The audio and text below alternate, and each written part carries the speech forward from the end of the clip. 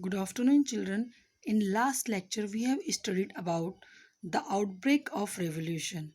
In this topic, we have studied about the third states group. Third states group means middle class people, how they have done struggle.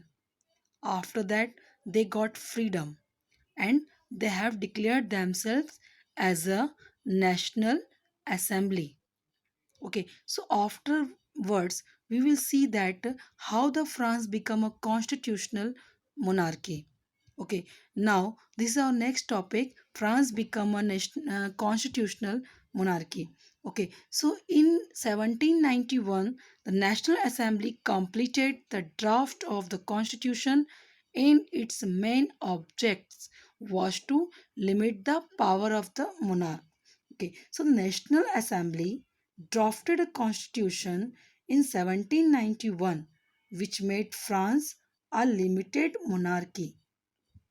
According to the new constitution, the king and the assembly would work together to govern France. So, we will see that these powers were now separated and assigned to different institutions. Same like our country, our governments have divided in three organs: the legislature, executive, and judiciary. Okay, like same like in France also. And after that, France become a constitutional monarchy. Okay, the powers to make laws were given to the National Assembly, which was indirectly elected. The people were divided into active and passive citizens. Those people had the right to vote were called as the active citizens, and others were called the passive citizens. Those who have not got the right to give the vote, they are called the passive citizens. Okay, so only men above 25 years of age who paid taxes equal to at least 3 days of labor's wage, okay, were given to the status of active citizens. Okay, so citizens voted for a group of elector. It means men above 25 years of age who paid taxes equal to at least 3 days of a labor's wage were entitled to vote. So in the France, the constitution began with a declaration of the right of men and citizens, rights such as the right to life, freedom of speech.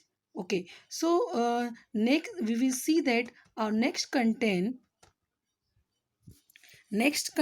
is a France becomes a republic.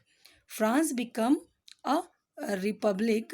Okay, so in this topic, we will see that after become France as a constitutional monarchy, France becomes a republic. So in April 1792, the National Assembly voted for a war against Prussia and Austria. So through though France became a republic in 1791, but the situation continued to be tense during the following years.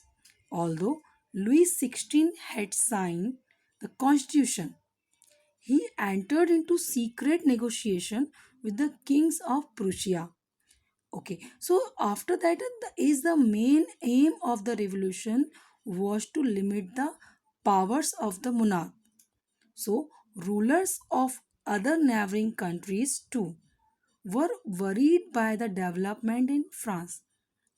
They made plans to send troops to put down the events that had been taking place there since the summer of 1789. Before this could happen, the National Assembly voted in April 1792 to declare war against Prussia and Austria, as the main aim of the revolution was to limit the power of the monarch. Okay, so thousands of volunteers thrown from the provinces to join the army. Okay, so first we will see that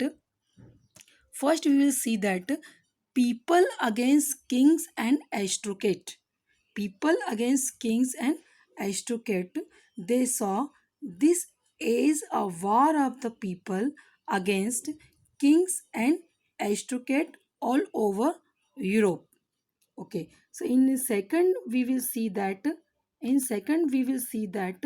wars brought losses and economic difficulties.